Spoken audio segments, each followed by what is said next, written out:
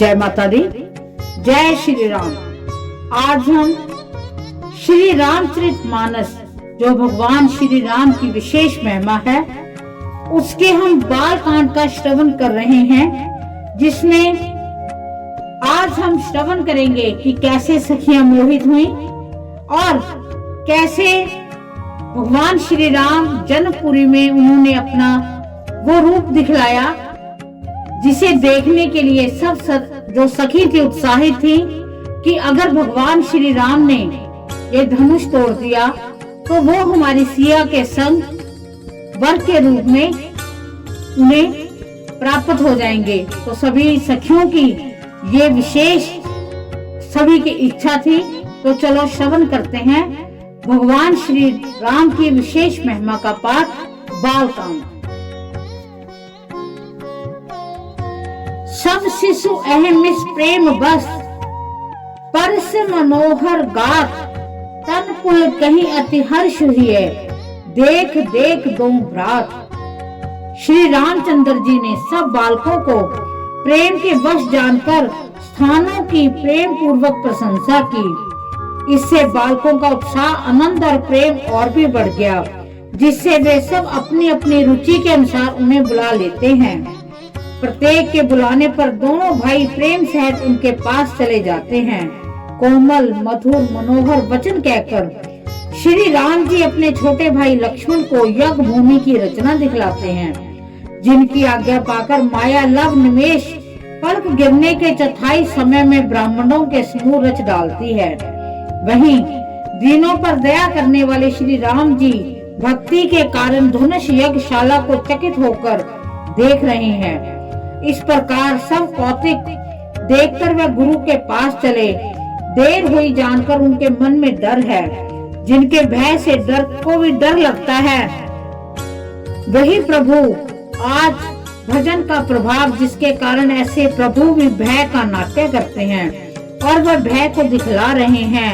उन्होंने कोमल मधुर और सुंदर बातें कहकर बालकों को जबरदस्ती विदा किया। फिर भय, प्रेम, विनय और बड़े संकोच के साथ दोनों भाई गुरु के चरण कमलों में सिर नवाकर आज्ञा पाकर बैठे। रात्रि का प्रवेश होते ही मुनि ने आज्ञा दी, तब सबने संध्या वंदन किया।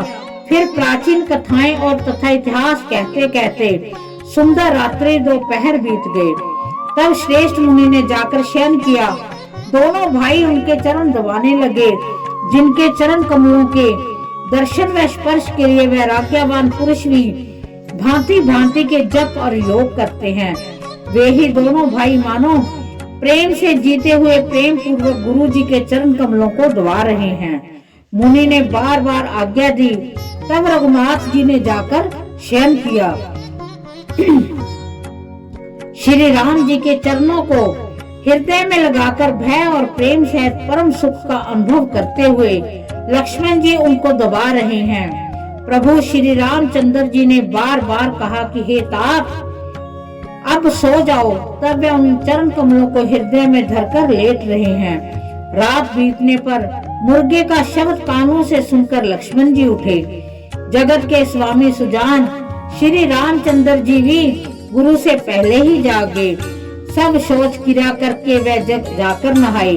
फिर संध्या अग्निहोत्रादि नित्य कर्म समाप्त करके उन्होंने मुनि को मस्तक नवाया। पूजा का समय जानकर गुरु को आज्ञा पाकर दोनों भाई फूल लेने चले। उन्होंने जाकर राजा का सुंदर बाग देखा, जहाँ बसंत ऋतु लुभा कर रह गई। मन की लुभाने वाली अनेक वृक्ष लगे हैं। रंग बिरंगी उत्तम लताओं के मंडप छाए हुए हैं। नए पत्तों, फलों और फूलों से युक्त सुंदर वृक्ष अपनी संपत्ति से कल्प वृक्ष को भी लजा रहे हैं। पपीहे, कोयल, तोते, चकोर आदि पक्षी मीठी बोली बोल रहे हैं। मोर सुंदर नृत्य कर रहे हैं। बाग के बीचों बीच सुहावना सरोवर सुशोभित है, जिसमें मणियों की सीढ़ियां विचित्र ढंग से बनी हैं। उसका जल निर्मल है, जिसमें अनेक रंग के कमल खिले हुए हैं। जल के पक्षी कलरव कर रहे हैं और भ्रमर गुंजार कर रहे हैं। बाग और सरोवर को देखकर प्रभु श्री रामचंद्र जी भाई लक्ष्मण से हर्षित हुए। यह बाग परम रमणीय है। जो श्री रामचंद्र जी को सुख दे रहा है। चारों ओर दृष्टि डालकर मालियों से पूछकर वह प्रसन्न मन से पत्थर पुष्प लेने के लिए लगे। उसी समय सीता जी वहां आई। माता ने उन्हें पार्वती जी की पूजा करने के लिए भेजा था। साथ में सब सुंदरी और सियानी सखियां थी जो मनोहर वाणी से गीत गा रही थी। सरोवर के पास गिरजा जी का मंदिर सुशोभित है, जिसका वर्णन नहीं किया जा सकता। देखकर मन मोहित हो जाता है। सखियों सहित सरोवर में स्नान करके सीता जी प्रसन्न मन से गिरजा जी के मंदिर में गईं। उन्होंने बड़े प्रेम से पूजा की और अपने योग्य सुंदर वर मांगा। एक सखी सीता जी का साथ छोड़कर फुलवाड़ी देखने चली गई थी। उसने जाकर दोनों भाइयों को देखा और प्रेम से विह्वल होकर सीता जी के पास आई। सखियों ने उसकी दशा देखी कि उसका शरीर पुलकित है और नेत्रों में जल भरा है। सब कोमल वाणी से पूछने लगी कि अपनी प्रसन्नता का कारण बता। उसने कहा कि 2 राजकुमार बाग देखने आए हैं, किशोर अवस्था के हैं, सब प्रकार से सुंदर हैं। वह सांवले और गोरे रंग के हैं। उनके सौंदर्य को मैं कैसे बखान करूं। वाणी बिना नेत्र की है और नेत्रों के वाणी नहीं है। यह सुनकर और सीता जी के हृदय में बड़ी उत्कंठा जानकर जब सियानी सखियां प्रसन्न हुई, तब एक सखी कहने लगी कि हे सखी, ये वही राजकुमार हैं जो सुना है कि कल विश्वामित्र मुनि के साथ आए हैं और जिन्होंने अपने रूप की मोहनी डालकर नगर के स्त्री पुरुषों को अपने वश में कर लिया है। जहाँ तहाँ सब लोग उन्हीं की छवि का वर्णन कर रहे हैं। अवश्य उन्हें देखना चाहिए, वे देखने ही योग्य हैं। उसके वचन सुनकर सीता जी को अत्यंत ही प्रिय लगे और दर्शन के लिए उनके नेत्र अकुला उठे। उस प्यारे सखी को आगे करके सीता जी चली। पुरानी प्रीति को कोई लख नहीं पाता। नारद जी के वचनों का स्मरण करके सीता जी के मन में पवित्र प्रीति उत्पन्न हुई। वह चकित होकर सब और इस तरह देख रही थी मानो डरी हुई मृग छोनी इधर उधर देख रही हो। कंकन, हाथों के कड़े, करधनी, पाजेब के शब्द सुनकर श्री रामचंद्र जी के हृदय में विचार कर लक्ष्मण जी कहते हैं कि यह ध्वनि ऐसी आ रही है मानो कामदेव ने विषम को जीतने का संकल्प करके डंके पर चोट मारी है। ऐसा कहकर श्री राम जी ने फिर कर उस ओर देखा। श्री सीता जी के मुख रूपी चंद्रमा को निहारने के लिए उनके नेत्र चकोर बन गए। सुंदर नेत्र स्थिर हो गए, टकटकी लग गई, मानो जनक जी के पूर्वज ने जिनका सबकी पलकों में निवास माना गया है। लड़की दामाद के मिलन प्रसंग को देखना उचित नहीं, इस भाव से सुकचाकर पलकें छोड़ दी, पलकों में रहना छोड़ दिया, जिससे पलकों का गिरना रुक गया।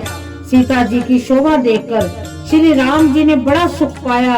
हृदय में वह उनकी सराहना करते हैं, किंतु मुख से वचन नहीं निकलते। वह शोभा ऐसी अनुपम है मानो ब्रह्मा ने अपनी सारी निपुणता को मूर्तिमान कर संसार को प्रकट करके दिखा दिया हो। वह सीता जी की शोभा सुंदरता को भी सुंदर करने वाली है। वह ऐसी मालूम होती है मानो सुंदरता रूपी घर में दीपक की लौ जल रही हो। अब तक सुंदरता रूपी भवन में अंधेरा था, वह भवन मानो सीता जी की सुंदरता रूपी दीप शिखा को पाकर जगमगा उठा है, पहले से भी अधिक सुंदर हो गया है। सारी उपमाओं को तो कवियों ने झूठा कर रखा है। मैं जनक नंदिनी श्री सीता जी की किससे उपमा दूं। इस प्रकार हृदय में सीता जी की शोभा का वर्णन करके अपनी दशा को विचार कर प्रभु श्री रामचंद्र जी पवित्र मन से अपने छोटे भाई लक्ष्मण से समय अनुकूल वचन बोले। हे तात, यह वही जनक जी की कन्या है जिसके लिए धनुष यज्ञ हो रहा है। सखियां इसे गौरी पूजन के लिए ले आई हैं। ये फुलवाड़ी में प्रकाश करती हुई फिर रही हैं, जिसकी अलौकिक सुंदरता देखकर स्वभाव से ही पवित्र मेरा मन श्रवद हो गया है। वह सब कारण तो विधाता जाने, किंतु हे भाई सुनो, मेरे मंगलदायक अंग फड़क रहे हैं। रघुवंशियों का यह सहज स्वभाव है कि उनका मन कभी कुमार्ग पर पैर नहीं रखता। मुझे तो अपने मन का अत्यंत ही विश्वास है कि जिसने स्वप्न में भी पराई स्त्री पर दृष्टि नहीं डाली है। रण में शत्रु जिनकी पीठ नहीं देख पाते, पराई स्त्रियां जिनके मन और दृष्टि को नहीं खींच पाती, और भिखारी जिनके यहाँ से नहीं पाते, ऐसे श्रेष्ठ पूरे संसार में थोड़े हैं। यूं श्री राम जी छोटे भाई से बातें कर रहे हैं, पर मन सीता जी के रूप में लुभाया हुआ उनके मुख रूपी कमल के छवि रूप मकरंद रस को भौरे की तरह पी रहा है। सीता जी चकित होकर चारों ओर देख रही हैं। मन इस बात की चिंता कर रहा है कि राजकुमार कहाँ चले गए। बाल मृग नैनी सीता जी जहाँ दृष्टि डालती हैं, वहीं मानो श्वेत कमलों की कतार बरस जाती है। तब सखियों ने लता की ओट से सुंदर श्याम और गौर कुमार को दिखलाया। उनके रूप को देखकर नेत्र ललचा उठे। वह ऐसे प्रसन्न हुए मानो उन्होंने अपना खजाना पहचान लिया हो।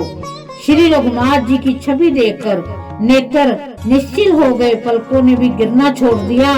अधिक स्नेह के कारण शरीर बेकाबू हो गया, मानो शीत ऋतु के चंद्रमा को चकोरी देख रही हो। नेत्रों के रास्ते श्री राम जी के हृदय में लाकर चतुर शिरोमणि जानकी जी ने पलकों के किवाड़ लगा दिए।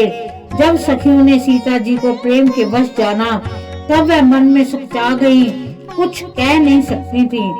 उसी समय दोनों भाई लता मंडप में से प्रकट हुए, मानो दो निर्मल चंद्रमा बादलों के पर्दे को हटाकर निकले हों। दोनों सुंदर भाई शोभा की सीमा है। उनके शरीर की आभा नीले और पीले कमल की सी है। सिर पर सुंदर मोर पंख शोभित है। उनके बीच बीच में फूलों की कलियों के गुच्छे लगे हैं। माथे पर तिलक और पसीने की बूंदे शोभायान हैं। कानों में सुंदर भूषण की छवि छाई है। टेढ़ी भुएं घुंघराले बाल हैं। नए लाल कमल के समान रत्नारे नेत्र हैं। थोड़ी नाक गाल बड़े सुंदर हैं और हंसों की शोभा मन को मोल लिए लेती है। मुख की छवि तो मुझसे कही ही नहीं जाती, जिसे देखकर बहुत से कामदेव लजा जाते हैं। वृक्ष स्थल पर मणियों की माला है। शंख के स्पर्श सुंदर गला है। कामदेव के हाथी के बच्चे के सूंड के समान भुजाएं हैं, जो बल की सीमा है, जिसके बाएं हाथ में फूलों सहित दोना है। हे सखी, वह सांवला कुंवर तो बहुत ही सलोना है। सिंह की सीपी कमर वाले पीताम्बर धारण किए हुए शोभा और शील के भंडार सूर्य कुल के भूषण श्री रामचंद्र जी को देखकर सखियां अपने आप को भूल गईं। एक चतुर सखी धीरज धरकर हाथ पकड़कर सीता जी से बोली, गिरजा जी का ध्यान फिर कर लेना, इस समय राजकुमार को क्यों नहीं देख लेती। तब सीता जी ने सकुचाकर नेत्र खोले, रघुकुल के दोनों सिंहों को अपने सामने देखा। नख के शिखा तक श्री राम जी की शोभा देखकर फिर पिता का प्रण याद करके उनका मन बहुत श्रोध हो गया। जब सखियों ने सीता जी को प्रेम के वश देखा, तब सब भयभीत होकर कहने लगी कि बड़ी देर हो गई, अब चलना चाहिए, कल इसी समय फिर आएंगी। ऐसा कहकर एक सखी मन में हंसी। सखी की यह रहस्य भरी वाणी सुनकर सीता जी सकुचा गईं। देर हो गई जान उन्हें माता का भय लगा। बहुत धीरज धरकर वह श्री रामचंद्र जी को हृदय में ले आई और उनका ध्यान करती रही। अपने को पिता के अधीन जानकर लौट चली। मृग पक्षी और वृक्षों को देखने के बहाने सीता जी बार बार घूम जाती हैं और श्री राम जी की छवि देख देख कर उनका प्रेम कम नहीं बढ़ रहा। शिव जी के धनुष को कठोर जानकर वह विसूरती हुई हृदय में श्री राम जी की सांवली मूर्ति को रखकर चली और शिव जी के धनुष की कठोरता का सुमन आने से उन्हें चिंता होती थी कि ये सुकुमार रघुनाथ जी उसे कैसे तोड़ेंगे। पिता के प्रण की स्मृति से उनके हृदय में क्षोभ भी था, इसलिए मन में विलाप करने लगी। प्रेम वश ऐश्वर्य की विस्मृति हो जाने से ही ऐसा हुआ। फिर भगवान के बल का स्मरण आते ही वह हर्षित हो गईं। सांवली छवि को हृदय में धारण करके चली। प्रभु श्री राम जी ने जब सुख स्नेह शोभा गुणों की खान श्री जानकी जी को जाती हुई जाना, तब परम प्रेम की कोमल शाही बनकर उनके स्वरूप को अपने सुंदर चित्र रूपी भीत पर चित्रित कर लिया। सीता जी पुण्य भवानी जी के मंदिर में गईं, उनके चरणों की वंदना करके हाथ जोड़कर बोली, हे श्रेष्ठ पर्वतों के राजा, हिमाचल की पुत्री पार्वती, आपकी जय हो जय हो। हे महादेव जी के मुख रूपी चंद्रमा की चकोरी, आपकी जय हो जय हो। हे हाथी के मुख वाले गणेश जी और 6 मुख वाले स्वामी कार्तिक जी की माता, हे जगजननी, हे बिजली की सी कांति युक्त शरीर वाली, आपकी जय हो जय हो।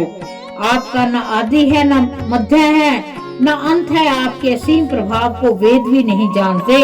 आप संसार को उत्पन्न पालन और नाश करने वाली हो, विश्व को मोहित करने वाली हो, स्वतंत्र रूप से विहार करने वाली हैं, पति को इष्ट देव मानने वाली श्रेष्ठ नारियों में हे माता आपकी प्रथम गणना है।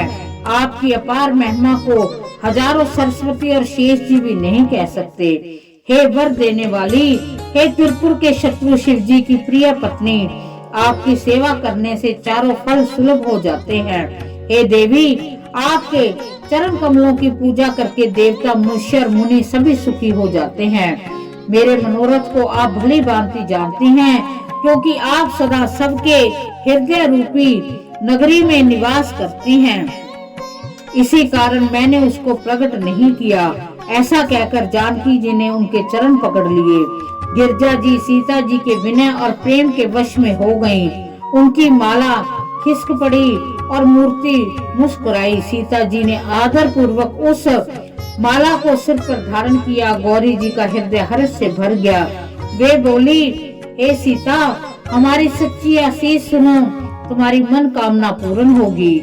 नारद जी का वचन सदा पवित्र और सत्य है, जिससे तुम्हारा मन अनुरुक्त हो गया है, वही वर तुमको मिलेगा।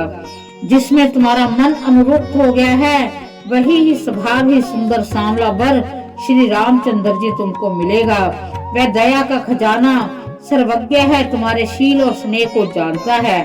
इस प्रकार श्री गौरी जी का आशीर्वाद सुनकर जानकी जी समेत सब सखियां हृदय में हर्षित हुईं। तुलसीदास जी कहते हैं कि भवानी जी को बार बार पूजकर सीता जी मन में प्रसन्न होकर राजमहल को लौट चली। गौरी जी को अनुकूल जानकर सीता जी के हृदय में को जो हर्ष हुआ वह कहा नहीं जा सकता। सुंदर मंगल के मूल उनके बाएं अंग फड़कने लगे। हृदय में सीता जी के सौंदर्य की सराहना करते हुए दोनों भाई गुरु जी के पास गए। श्री रामचंद्र जी ने विश्वामित्र जी से सब कुछ कह दिया, क्योंकि उनका सरल स्वभाव था। छल तो उसे छूता भी नहीं है। फूल पाकर मुनि ने पूजा की, फिर दोनों भाइयों को आशीर्वाद दिया कि तुम्हारे मनोरथ सफल हों। यह सुनकर श्री राम और लक्ष्मण सुखी हुए।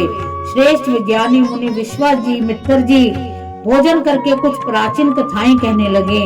इतने में दिन बीत गया। गुरु की आज्ञा पाकर दोनों भाई संध्या करने लगे। उधर पूर्व दिशा में सुंदर चंद्रमा उदय हुआ। श्री रामचंद्र जी ने उसे सीता के मुख के समान देखकर सुख पाया। फिर मन में विचार किया कि ये चंद्रमा सीता जी के सुख के समान नहीं है। खारे समुद्र में तो इसका जन्म, फिर विष इसका भाई, दिन में ये मलिन रहता है और कलंकी है। बेचारा गरीब चंद्रमा सीता जी के मुख की बराबरी कैसे पा सकता है। फिर ये घटता बढ़ता है और गृहिणी स्त्रियों को दुख देने वाला है। राहु अपनी संधि में पाकर इसे ग्रस लेता है।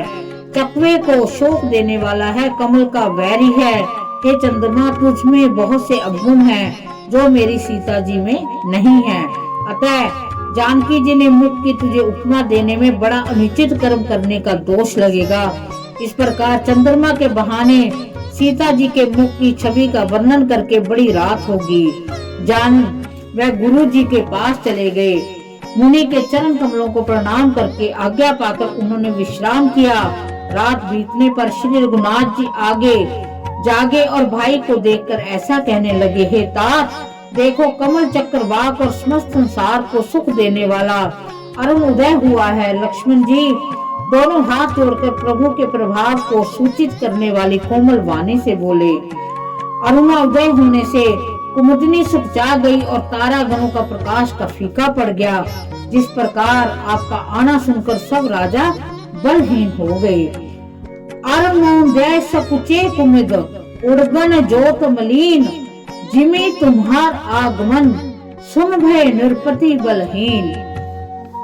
इस प्रकार हमने भगवान श्री राम की विशेष महिमा का पाठ, बालकांड के पाठ को श्रवण किया, जिसमें हमने श्रवण किया कि कैसे सखियां भगवान राम लक्ष्मण के रूप को देखकर मोहित हो जाती हैं और माँ सिया का गौरी पूजन के लिए जाना और वहां भगवान राम और लक्ष्मण जी का मिलना और भगवान की मनोहर मूर्ति को उनके हृदय में बसाना और दोबारा गौरी पूजन करने पर उनको आशीर्वाद मिलना। तो ये जो प्रसंग था, ये कथा है, बड़ी मनमोहक और दिल को छूने वाली कथा थी। तो हमने इसका श्रवण किया। हम भगवान श्री राम से, माँ सिया से, भगवान विष्णु से, माँ लक्ष्मी से और माँ गौरा जी से हम प्रार्थना करते हैं कि जो हमने पाठ किया है इसको वो स्वीकार करें, अपनी विशेष कृपा पर हाथ रखें। हमसे इस पाठ में कोई गलती हो गई है तो उसे वो क्षमा करें। इसी के साथ जय माता दी, जय श्री राम।